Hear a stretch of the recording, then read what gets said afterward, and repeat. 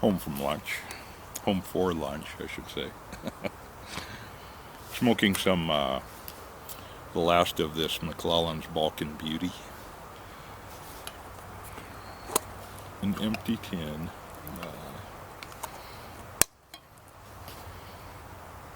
Every component in this beautiful Balkan blend is aged in cakes for a long time, then cut and spun out before aging with the other tobaccos in ribbon form to meld.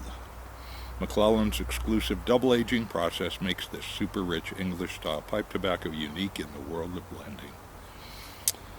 Ah, McClelland's, rest in peace.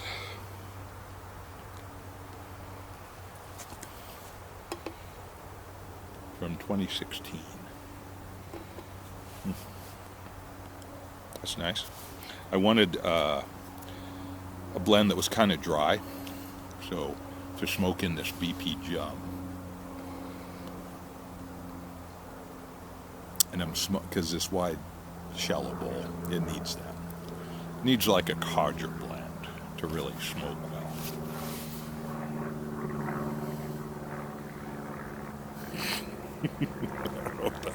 Bop.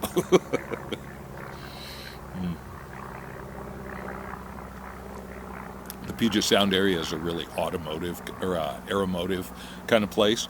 You know, aeronautical everything. A lot of air aware. It's cool. I like it. I grew up that way. I loved airplanes. I loved cars. You know, so yeah, the smoke's nice. I love the stocky look of this pipe, though.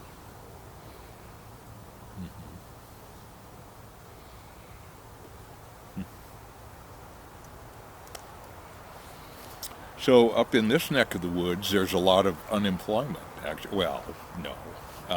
Actually, unemployment is at a low, almost an all-time low, I think. In Puget Sound, it's like 3.5% or 4%. It's really low. And yet, businesses can't find employees. It's so weird. What are people doing? Are they just living off their savings and they're just going to do that until they can't? I don't know.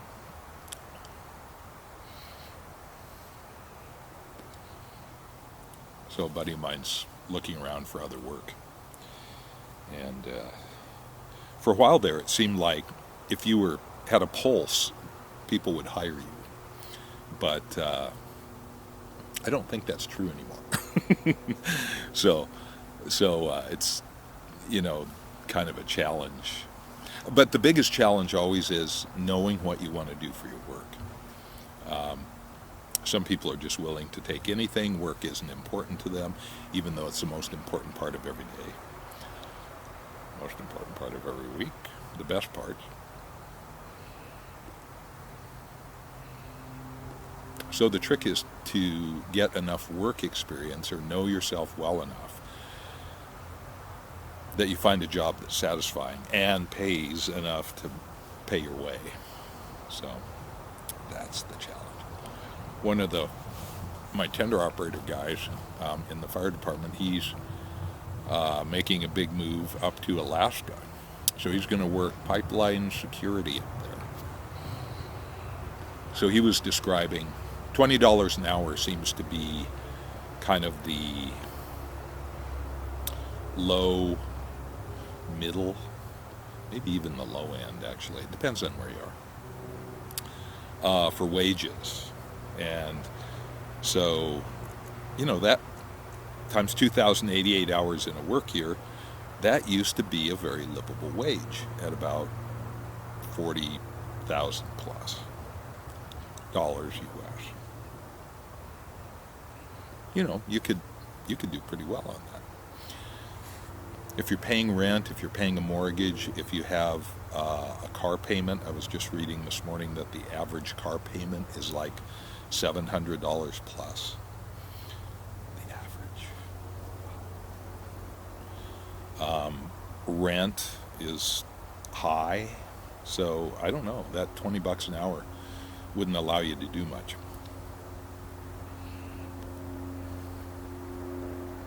So anyways, kind of, if you don't have specific skills, but you have generalized skills, then $20 an hour, and hopefully benefits. In the U.S., we don't have, you're on your own for healthcare, so the job better come with benefits. So anyway, that's a challenge, finding that. But again, I think the bigger challenge is knowing what you want to do and be able to focus on that. So, and it all depends on where you are in the country too. I mean, if you're in a big metro area and you're willing to commute around that metro area, there are lots of options. But if you're out in a more rural area, the options for employment are more limited. So it's an ongoing challenge. But it's a challenge I think a lot of people have undertaken, and during COVID they reevaluated their work scenario, and if that was really working for them. So yeah.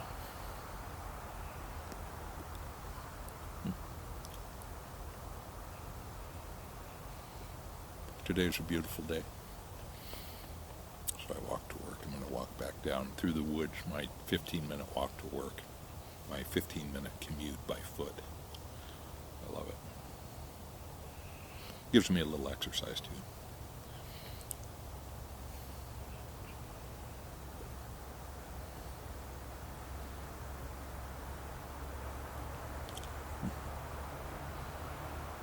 Had an early morning appointment yesterday with with the cardiology lab. An ECG, electrocardiogram.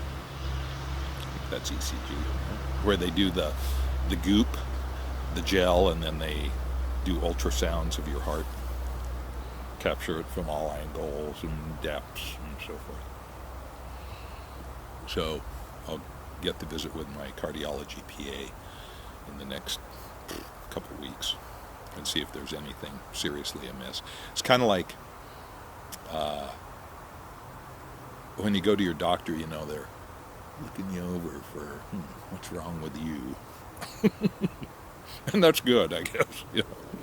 But yeah, it is good, honestly. Somebody should do that, right? Kind of like the cops, when they stop you, it's like they're looking for something. It's kind of like their attitude is, I know you have something wrong. A little business jet going into Boeing Field, which is kind of the business jet terminal in Puget Sound.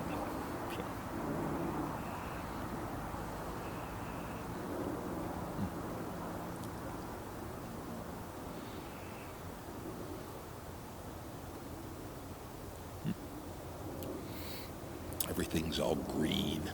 See, that's the thing about living in a maritime, high latitude maritime environment is all that salt water out there kind of keeps everything temperate. And wow, stuff is just coming up all over. My rhubarb is popping up out of the ground, and a lot of the bulbs, the irises, buds everywhere. It's like, springtime.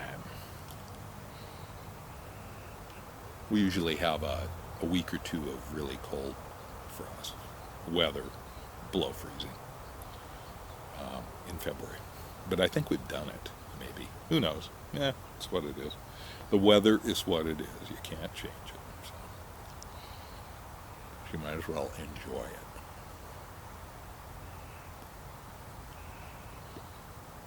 So I'm kind of a camera nerd, a photo nerd. I just enjoy the technology of it.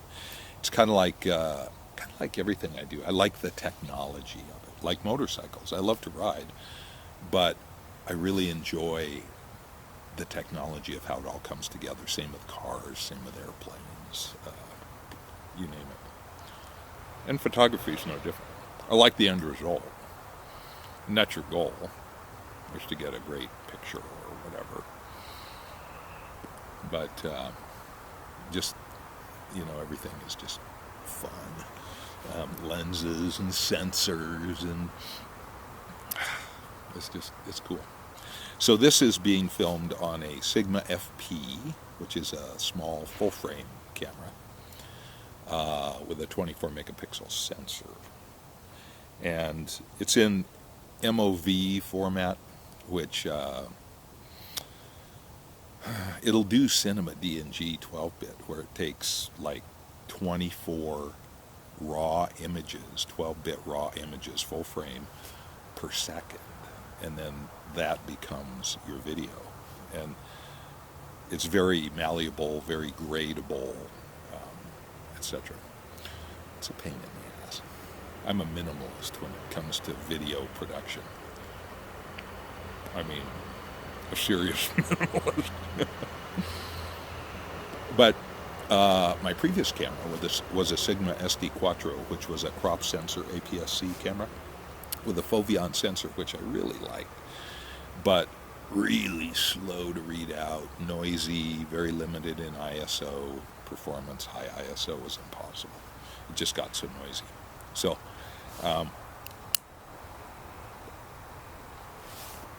the Sigma FP is kind of just the opposite of that. It's like unlimited ISO and great results. I use it mostly for stills, but for these little videos and stuff, it's a lot of fun. And I'm using a lens that I had for my other camera. It's a 30 millimeter Sigma f1.4 art lens. And it's a crop sensor lens. So there's a mode on this camera, you can switch it to Super 35, which is crop sensor. But I'm using it in full frame right now. So this is like a test of this lens, because I was needing a faster lens for some of my evening inside a building photography that I do, and so I was browsing on eBay. It's like PAD, photographic acquisition disorder. So and then it occurred to me, I saw a couple of reviews online of this lens, and I thought, well, I already have that lens, and I have an adapter for it from the Sigma SA mount, which is similar to the Canon EF mount, and actually similar to the Pentax K mount as well. All bayonet mounts, very similar. But then the contacts don't line up. They're all different that way. So, but I have an adapter to use my Sigma SA mount lenses with this Sigma FP, and it works awesomely. It's a Sigma MC21 adapter. So it's Sigma SA to L mount, which is what the FP is. So I also have this interest in vintage film era medium format lenses, specifically Pentax 645, because I have a 645Z, which is such a big camera. It gives you great results, but I never really bonded with it, and I really like this FP. So I discovered that I can use those the Pentax 645 medium format lenses. I have a 35, a 45, a 55, a 105, a 200, and a 300 in a Pentax 6x7 mount that I have an adapter to go to 645. So anyway, these adapters are kind of crazy, that you can combine them. And so I tried the 645 A series 35 millimeter lens, which it's an f3.5. It's widely regarded, highly regarded. And it works great. So I go Pentax 645 to Pentax K mount, and then that plugs into my Sigma SA to L mount adapter. So I use two adapters, and it works great.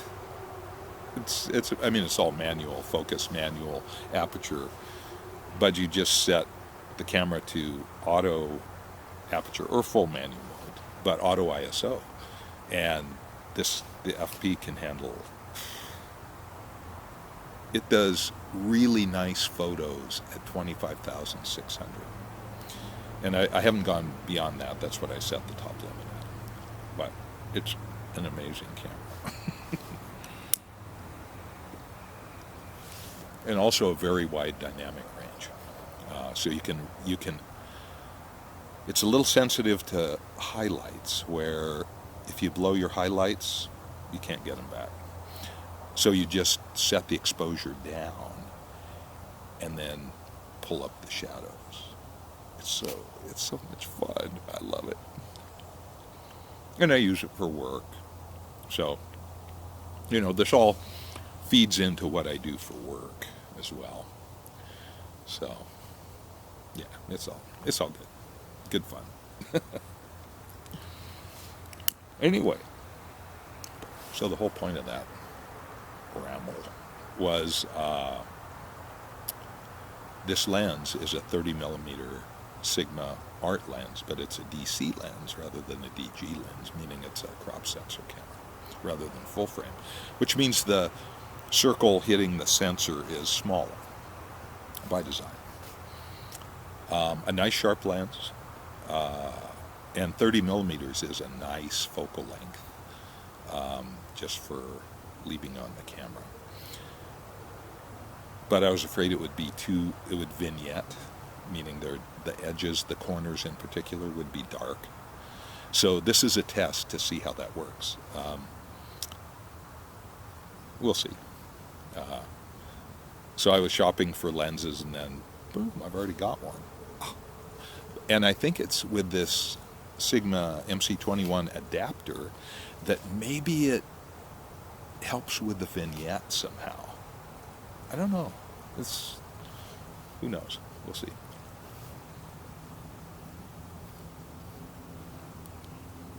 This is a nice blend. It really is. And it's dry enough that it smokes well in this BP jump. So I saw, and I thought about, I like these BP jumps anyway, but I saw one on eBay. Somebody was asking $400 starting bid for one of these things. That's insane. So there was one this last week that ended up going for $66. So that's way more than I would ever have spent on one. But I think that 50-ish to 70-ish might be the current going rate. And they are pretty unique, the rustication, the thick bowl, the short stubby look, pretty neat. So,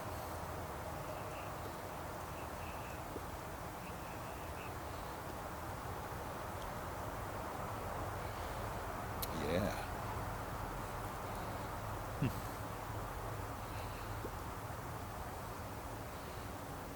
So anyway, it's fun to have hobbies, I don't know. Pipes are a hobby to me. It's not something I do because I'm addicted to tobacco. It's just a fun thing. Photography is the same way. And I remember I got my first camera in high school. I worked at forget what the name of the store was in Denver, but it was like a discount store kind of. But they had a camera counter. It was all film era then. There was no digital. And so I worked there part-time, selling cameras. That was fun,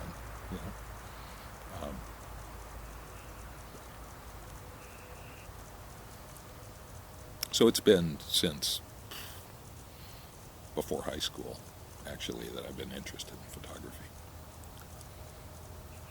And film has made a big comeback.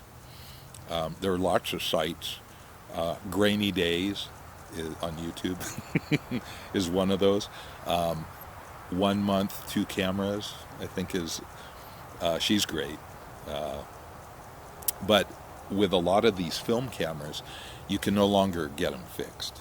I mean, the people who fix them have all aged out pretty much, and the manufacturers, of course, no longer support them, and there are no longer parts available. So you'd have to grab parts from a junked camera and replace whatever is broken.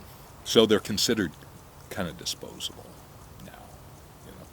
But film is a real thing, even though there's a lot less film variety available than there used to be.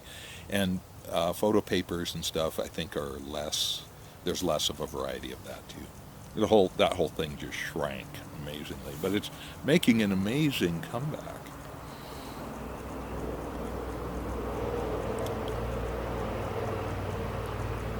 The road up there gets really quiet at night, which is great.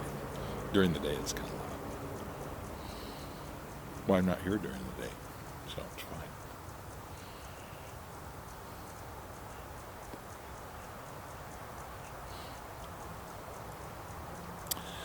So they make this Photodiox, which is a company in Chicago. Make some really interesting stuff. They make adapters for different lens mounts onto other cameras. It's all very interesting stuff. So they have this adapter, I guess you'd call it, that takes a lens on the front, and they make 35 millimeter mounts and also medium format. So I'm hoping to use my Pentax 645 lenses with it. And then it mounts to whatever your camera is on the backside.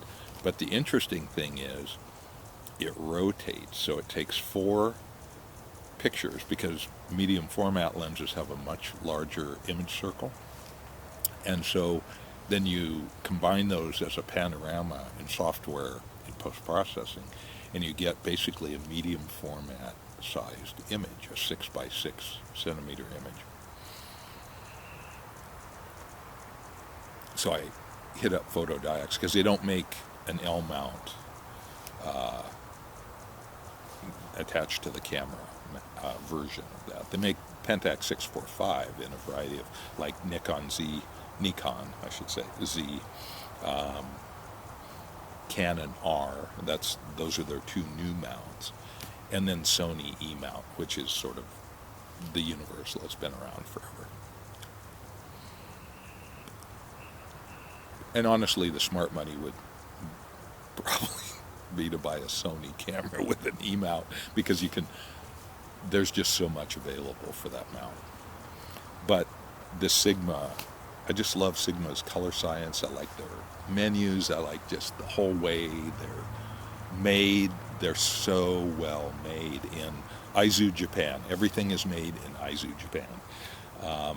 Super high quality, great lenses, funky, interesting cameras. But not right for everybody at all. So, and everybody has their favorite.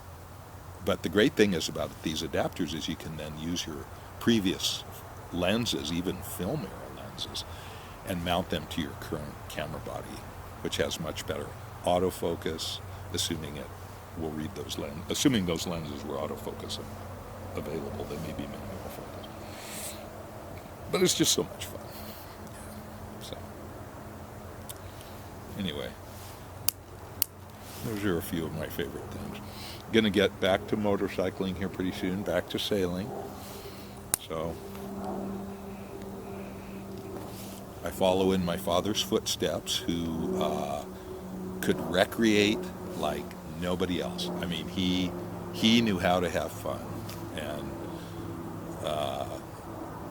I think I picked that up from him. Unfortunately, he was not very mechanical, and he didn't have an interest in like rebuilding small engines and fixing anything and everything, so I missed out on that, and I've always felt kind of like a slacker when it comes to mechanicals, fixing mechanical stuff, taking apart an engine. Yeah. But I got the recreation gene and the fun gene, and so that's great. Thanks, Dad. Yeah, I appreciate that. And honestly, that's worth as much to me as anything. So,